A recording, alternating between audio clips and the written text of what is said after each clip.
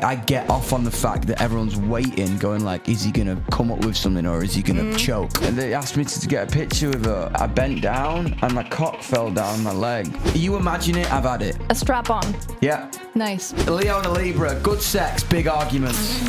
Idols Part 1. There's a ghost on the track. Jam FM. Young Blood is here. Hi, babe. How are you doing? For stopping by. I'm good. How are you? It's good to be back. Yeah. I'm vibing. Third time's a charm, right? Third time. Trick. I'm ready to let loose today. So Yeah? I brought some beer. Oh, you legend, did you? Yeah, I did. Do you know what? I need it, to be honest. I've been up all weekend and I got to keep going. Okay, cool. I've never had this one, so. All right, cool. Let's try it out. Yeah. I Let's just promise. go in. I'll promise I'll judge you on it. Hang on, we're gonna do Prost. Prost. Fluent. Cheers. Good. Yeah, it's okay. Perfect. It's okay. It's kind of lukewarm, but I'm into it. get comfy, I'm get into vibing. it, man. I'm vibing. Thank you so much for stopping by, actually. I've been looking forward to meeting you again. I know. I've missed you. You Aw, missed me. Stop. I have, man. Stop, I'm blushing. Berlin's been colder without you. You know what I mean? I'm a married woman, stop. No, I'm kidding. I wanted to, dive in with a little speed date to kind of like check the vibe, see what we're getting ourselves into for today, okay? I love that. So it's just random ass questions, and you're just gonna give me the first things that come to your mind. I love that. What was the first thing you did this morning? I had a cup of coffee. Oh. Literally, easy. How do you like your coffee? Do you know what? I have a little milk from the cow. Really? Telling you, literally, espresso shot, a little bit of milk from the cow. Do you know Espresso Macchiato, the song? No. Espresso Macchiato, por favore. No, what's that? Have you not seen Eurovision this year? No, don't watch that. I don't watch Eurovision. Okay. I'm not hip to that, but I'm down. Okay. You can teach me about that. Yeah, it's Tommy Cash. Oh, yeah. Tommy Cash. Yeah, Yeah, it's a fair. good All tune. It's a good Espresso macchiato. Yeah. Macchiato, por favore. All What's your cool. zodiac sign, actually? Leo. What's the most Leo thing about you? I'm loud and I'm loyal and I'm confident, That's good. I think, and I protect my friends. What do you think I am? Oh, fucking, I ain't got a clue. Are you into astrology or? I'm actually absolutely not. Okay, cool. Let's see. So, like, I'm just going to say for Aries. No, but my wife is. So, Oh, really? Yeah, I'm half Aries. All but right, cool. So, hang on a sec. if you married an Aries, I don't know, man. I'm just going to say the second one now. Scorpio? No. Taurus? But I have a Scorpio in my chart. All right, cool. So, what are you? What I'm are a Libra. Oh, I'm you're a Libra. Yeah. Oh, fucking hell.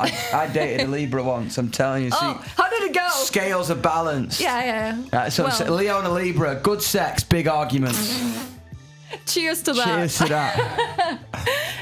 If your music had a flavor, what would it taste like? Wow. To be honest, depends on the album. First album, spicy. Yeah. Second album, sweet. Third album, bland. Fourth album, Michelin star. Baby. Nice, okay. How many hearts have you accidentally broken by just making eye contact with people in the crowd? What do you feel? Well, I don't know. I don't think I'm breaking hearts. I think I think we're like vibing. Oh. You know what I mean? I don't know. I don't know the answer to that question. I like making eye contact. It's really important to me. Yeah. You know what I mean? I think that like too many people don't fucking look at you when they're talking to you. True. It annoys I me. hate that. You know what I mean? If someone's like talking like this, like we do this because we're so distracted and conditioned on these. Yeah. I really true. make an effort to like connect with people. I think that's just what. be here in the moment. That's what I like to do. That's why I did this thing in the first place. You know what I mean? I think like I wanted to be a musician because I wanted to find people who had like similar ideas to me and go on adventures. You know? That's cute. Yeah, it's the vibe. Cute. Have you ever written a song just to impress someone? And did it work? Do you know what? I think, to be honest, I think I like a lot of people in my studio. Yeah? You know what I mean? I like a party because I think I really cut, like my vibe is I like to perform. I'm a performer. I think being on stage, I perform to obviously like tens of thousands of people. To recreate that energy, you need to have people in the studio. So yeah, I always bring people around to just, I mean, most of my songs have been written by me kind of getting that pressure and that energy because I think like when you're in the studio, like I'm in a vocal booth and there's loads of people through there. I get off on the fact that everyone's waiting, going like, is he gonna come up with something or is he gonna choke? That like gets my turns me on, you know what I mean? It's like gets me going. I'm into that vibe. Whatever floats your boat. Yeah, man, I'm into it. What's your go-to karaoke song? Whoa. Two of them. Wannabe by the Spice Girls. Oh. Or Break Stuff by Limp Bizkit. Yeah. Or if I'm really drunk, like Don't Stop Me Now, Queen or ABBA. Oh. Or just anything that's going to bring the house down. Nice. Nothing cool. Nice. Cheesier the better. I love that. Did you have any celebrity crushes growing up? Oh, yeah. 100% Lily Allen. Yeah. Wow. Like Nancy from The Craft. Remember that movie, The Craft? No, I have no idea. It's a niche one. I'm going to look her up. Susie Sue. Mm-hmm. My history teacher. Everybody at once had at least you, man. For a while a crush on a teacher. Yeah, loads. Yeah. Do you have any right now? Celebrity crushes. Sabrina Carpenter's pretty hot. I'm into the old school vibe. Right? I like Blondie and Madonna back in the day. You know what I mean? That's the vibe. Yeah. Do you know what? We share one really embarrassing thing actually. Do we? Yeah, I read about you having a massive wardrobe malfunction with Billie Eilish one day. Yeah, it happened to me too. So sharing is caring. Not with Billie Eilish. Oh, sorry. I was like, no way. Something's in the fucking water. No. It was will.i.am and Eva Longoria was at this gala, and I was in a dress that was really, really tight, and I didn't realize that the back popped open, you know? Oh, so your ass was until out. I left, yeah. Fair, I think that's cool. Flat out. I think it's funny, man. Everyone's like, have you seen Lenny Kravitz's? Yeah. Fucking iconic. Yeah. Madonna's iconic. Yeah. I just think that's the vibe, man. I know, it's just an excuse, isn't it? Well, do you want to tell me what happened to you? I mean, I was at Coachella, and I always wear leather pants. You know what I mean? I always wear leather pants. Yeah. And I don't know, sometimes I just don't wear underwear. I think like wearing underwear with leather pants is suicide. You know what I'm saying? It just is. Real. 'Cause it's so hot, and I think I was in the desert, right? So I had a pair of leather pants on in the desert. That's just like, I couldn't do it, you know what I mean? I just was like, my knob was cooking, you know what I'm saying? So then I asked to borrow my mate's shorts. And like, you know what I mean? In America, everyone wears like baggy shorts. Yeah. You know what I'm saying? Like, I don't know why. It's just like the trend or whatever, innit? So I'm basically going to this pool party for my record label, and I get to the pool party. I'm in leather pants with no underwear on. It's too hot, and I just didn't want to be there, and I had to be polite. And I think like if you're too hot, you're not going to be polite. It's like the worst thing ever. You're just agitated. So then I put these shorts on, and everyone's like parading me around this party, asking me to get like photographs of people.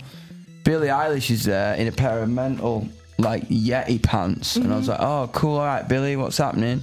And then for some weird reason they asked me to get a picture with her, and I bent down and my cock fell down my leg to the left and someone took a photo of us. But what's bizarre is like, how the fuck did it get from a pool party to in-print Billboard magazine? Like that's had to go through like 6 boardrooms. That's what I was thinking. I mean? I just don't know how it got through people without someone being like, hang on a second, that's Youngblood's fucking bollocks.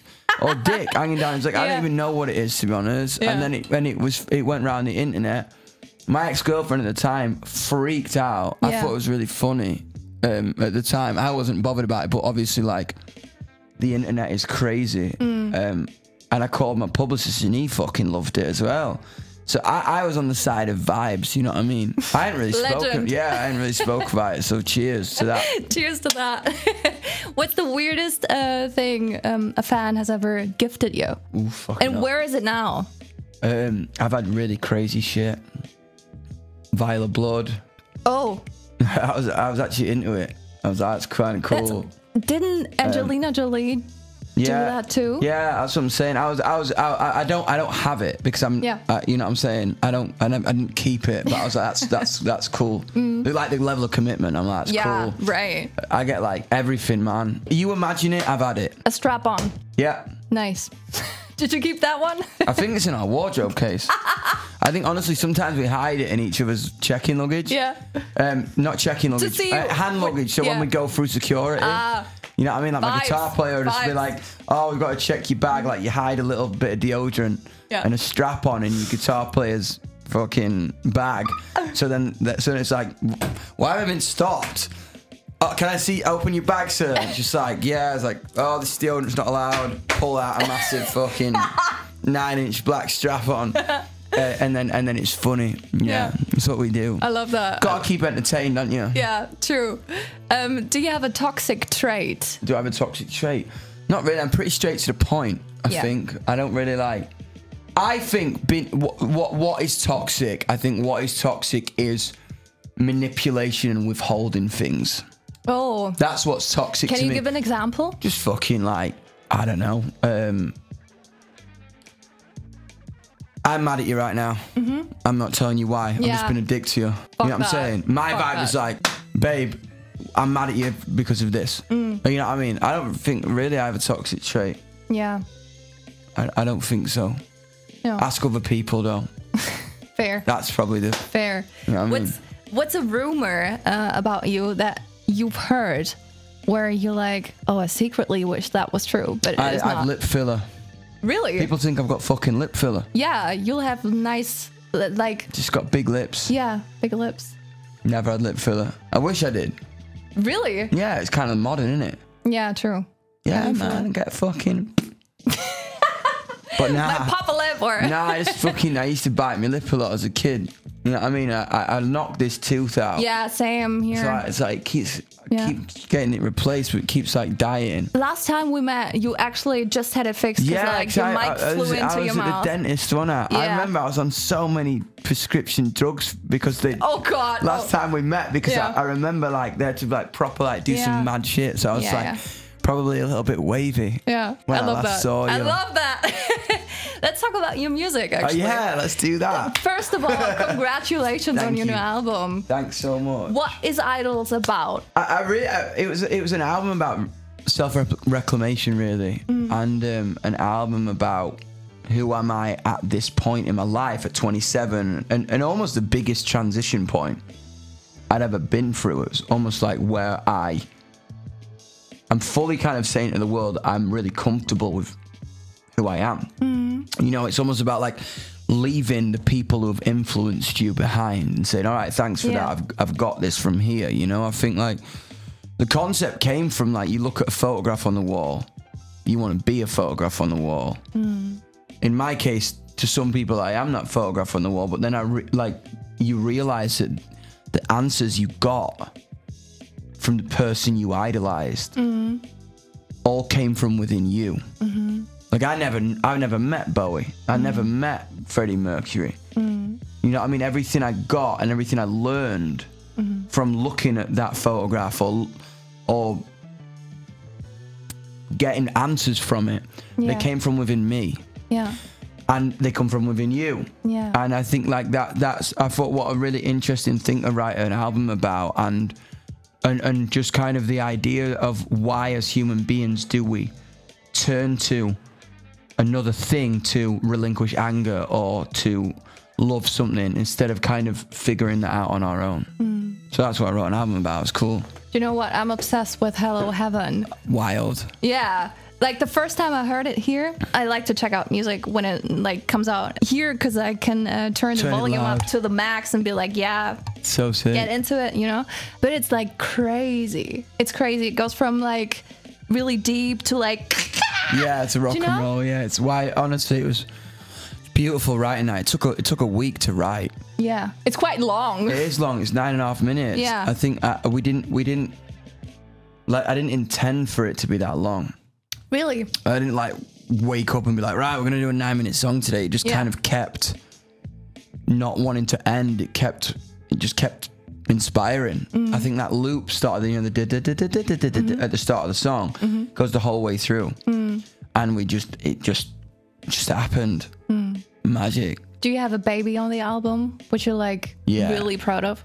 Either Ghosts or Change. I think Ghosts is crazy. It's like 6 minutes, and the 3.5 minute outro at the end. I just think it's made for stadium rock. What is that one about? Comprehending mortality. I think like why I think I walked over a bridge and I walked down the River Thames in London, and I had a weird existential thought at like 6 in the morning. when you Been there. You know what I mean? When you Yeah. kind of just like, oh, I wonder how many people have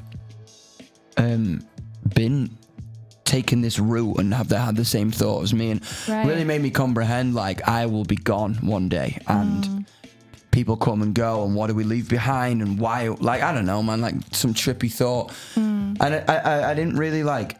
For the first time when I was writing this album, I didn't really write specific things down. I took ideas into the studio, I shut my eyes, I got on a microphone, I made some music that would inspire me, and I would let it go and let my subconscious lead. So when I wrote that song, the first vocal, like, I see the distant smoke across the water, was pouring out of me. I didn't write it down. It was just more of a, it was just more like, I don't know, I was channeling something different to when I usually write. I'll usually write a poem and then fit it to music. Whereas this time, I would shut my eyes and allow the music to kind of take me somewhere. Crazy. Weird, yeah, it was weird. This album, it was heady. Crazy. That kind of sounds like a trip. I don't know. For the first time, I think like I was listening to a lot of Bono, and I was listening to a lot of Noel Gallagher, and I was listening to a lot of Pink Floyd, like Syd Barrett, Pink Floyd, and then like Waters and Gilmour, and just kind of those pieces of music, they almost can't be intellectualized. There's no reason why. Like, what the hell does Champagne Supernova mean? What what do they mean when like kind of like Richard Ashcroft is writing Catching the Butterfly? Like, what, you know what I'm saying? It's a little bit. It's more than like, this is what this song's about. It's more about, it means something different to you than it does to me. Right. Because it's specific, yeah, it's ambiguous enough to mean anything at all. You know what I'm saying? Yeah. I think like that approach was what I wanted to do on this record. Like, you know, like Where the Streets Have No Name could be about the most simple thing in the world to Bono, but it's like the world to me. It's like the sky, or it's like a bird, or it's like a lake, or it's like sex. You know what I mean? Like it's life. You know what I mean? It's been cool. I love like hearing you talk about your passions, you know. I love when people are really passionate about stuff and then like really authentic, and it's like, I think you're one of the most authentic, raw rock and roll people out there. Oh, thank you so much. No, I really mean that. Was there a lyric on this record that scared you to write or almost didn't make the cut? Change. Yeah. I think if I didn't call the album Idols, I would have called it Change. And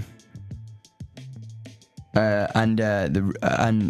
think I really had to face myself. I think I was listening to too many people.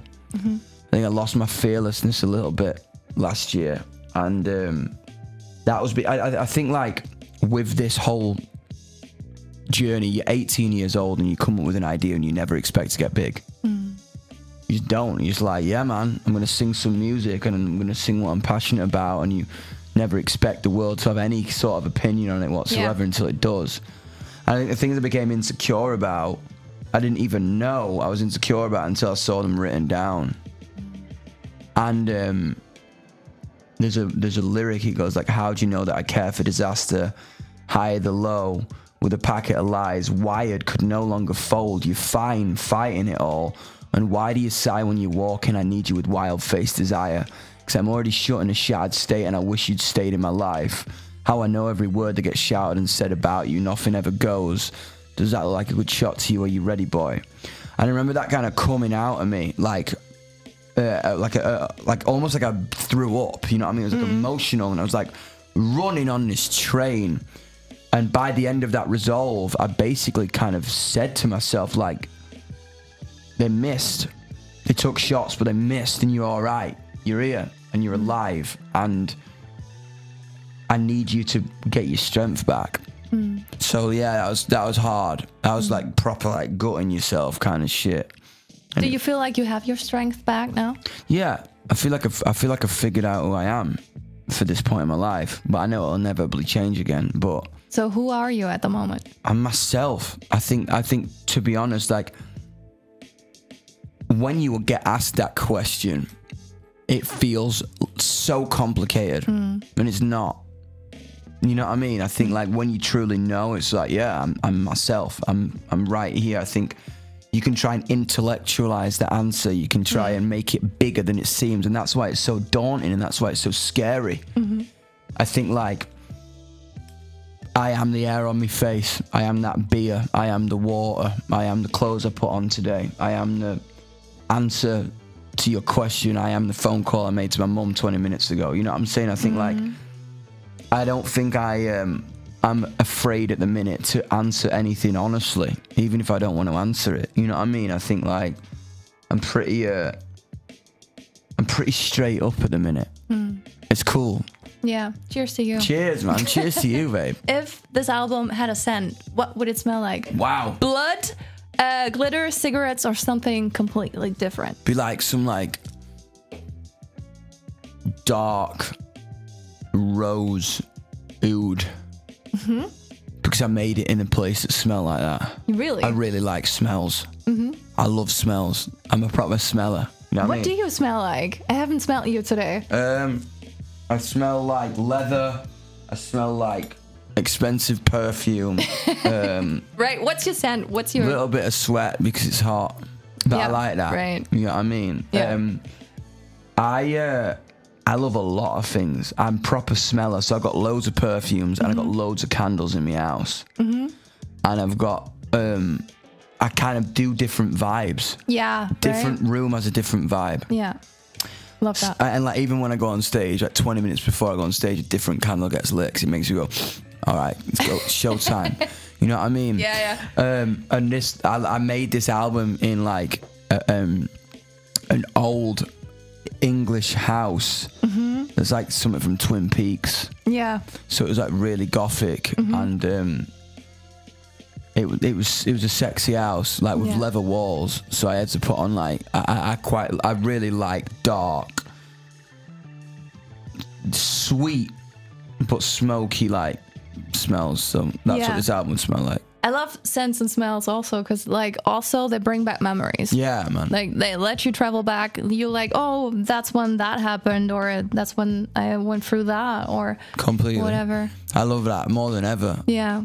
I think like smell and a sound and a song. Yeah. At the same time, you're just like, what the fuck? I'm 15 again. Or yes, I'm like, exactly. 2013 is calling. Yeah, they want me back. 100%. Chokehold. Yeah, literally just like get you on a like fucking hook. Did you create this album more from a heartbreak, rage, love, or chaos? All of the above. Yeah, I was gonna say probably. I think I think I created this album as a reaction. I think that's more the thing I can say. Like it was fighting back. I think I don't know what against yet. Yeah. I'll probably be clearer in a couple of years. But mainly probably like right now the answer from one would be myself. I think I've become a character, and I didn't want to be that. I'd become a character to myself in the mirror. And I think when you kind of can't tell yourself the truth, it's like it gets dark, doesn't it? You know what I mean? Right. If each track were a person at a party, who would be starting fights? Who would be crying in the bathroom? And who would be making out on the roof? Zombie would be crying. Yeah. Definitely crying. Fire would be shagging everyone at the party. Ghost would be just the life of the party, riding. Hello Heaven Hello would be some fucking intellectual cunt talking bollocks. Lovesick Lullaby would be scrapping and drinking lager. I think Supermoon would be your best mate. And who would look after you? It would look after me. It would be that like one stable friend. Yeah, exactly. Probably the greatest parade. Yeah. Always gonna be there. Yeah, you know what I mean? Just all back your hair when you're throwing up. True. What's something fans might completely miss on the first listen? Wow. I think a lot of the lyrics are connected. A lot of the lyrics reference each other. So go back and listen. And a lot of the musical motifs are in there as well. And take notes. But can I tell you the craziest, spookiest story? In Idols Part 1, there's a ghost on the track. No cap. Right? We recorded the album in a house that was an old foreman house in the Tetley Brewery, a beer brewery. The guy who would run the factory's house, and his wife died there in like the 1700s, and there was a ghost called the Phantom, and she'd be at the top of the stairs about 2-3 a.m. And I don't mind the ghost, man, because I make friends with him. There's this part in the second verse, and it goes, ooh. So if you go and listen to that, that is an unexplainable sound that was recorded on a guitar track. No. That we didn't know that was, honestly, we didn't know it was real. I thought it was a vocal. I thought like I was like taking the piss. And my producer like, nah, man, that's unexplainable. What is that? And it wasn't an intentional delay thing that Adam did on the guitar or me on a vocal. It was literally on a guitar track about a minute in when Adam wasn't playing anything, and it just went. That's crazy. And we left it in there because we call her the Phantom. So she died there, and I think she kind of she blessed us with a lot of songs. So cheers to the Phantom. Cheers to the Phantom. Thanks, babe. Yeah. I liked me. She'd be at the top of the stairs. Yeah. She was a good lass, I'm telling you. Good lass.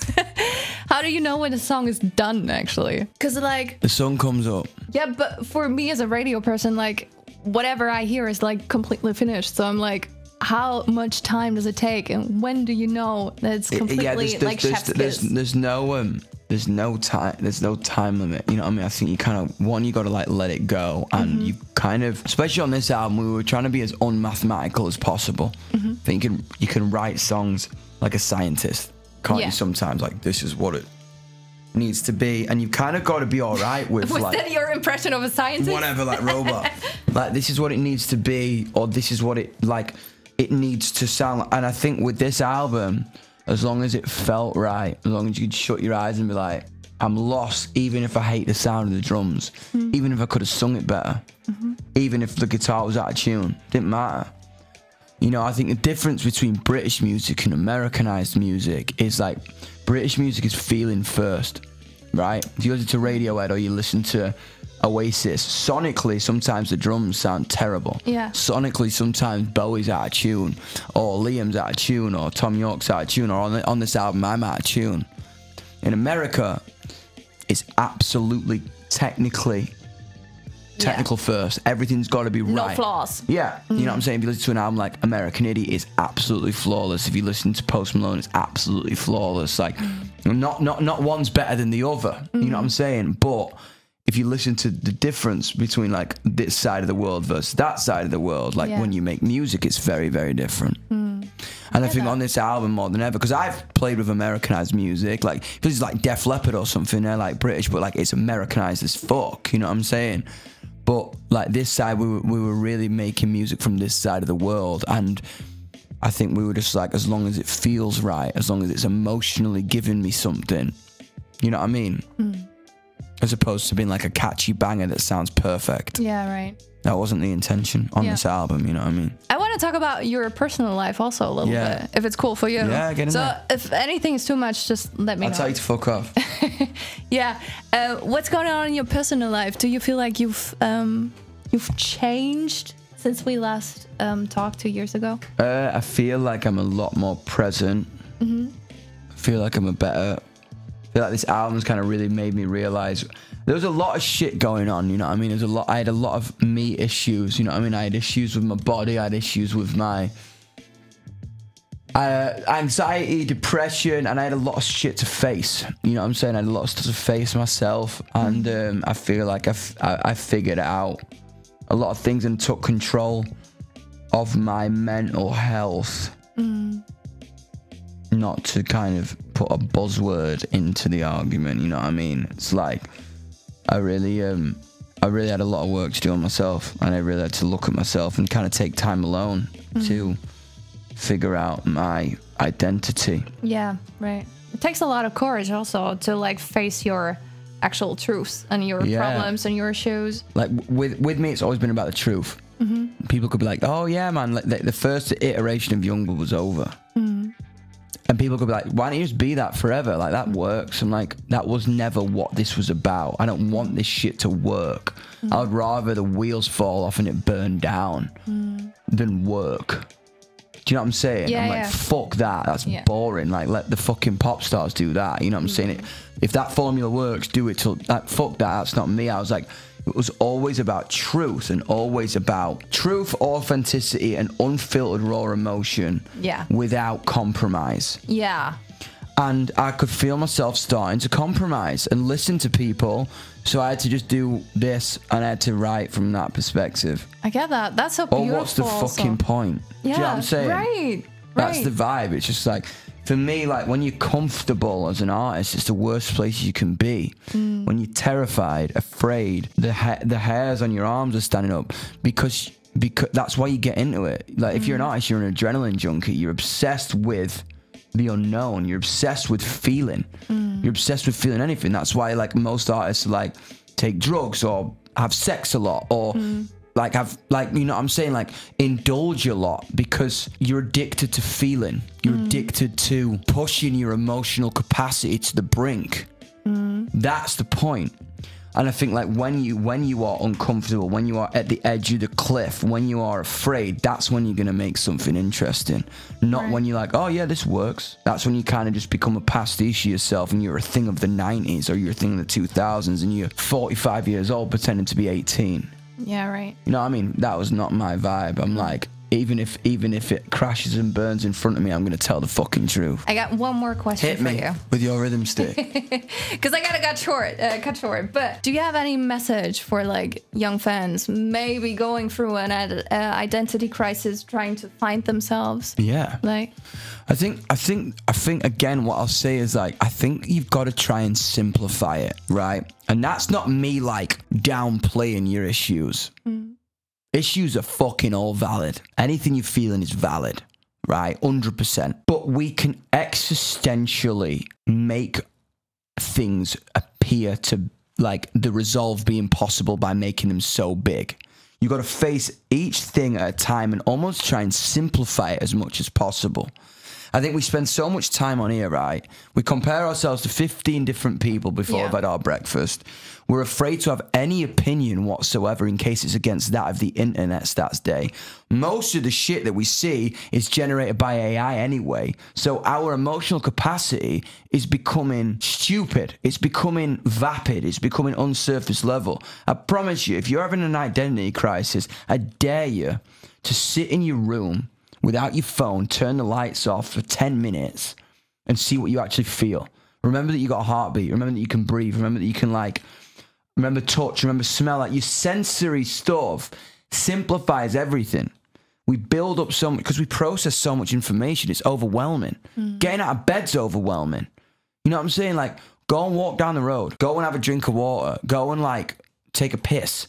Go and like look out at a river or go and look at the sky. Like, that is when you know who you are as a human being. Do the simple shit and then build up from there. And stop looking at that for answers. It's just not going to give you, it's going to give you more questions and more like confusion. I love you so much. Honestly, cheers to that. Cheers, man. Vibe. Thank you so much. Love it, man. Thank you so much. Cheers. Woo, Prost. Prost. Jam FM.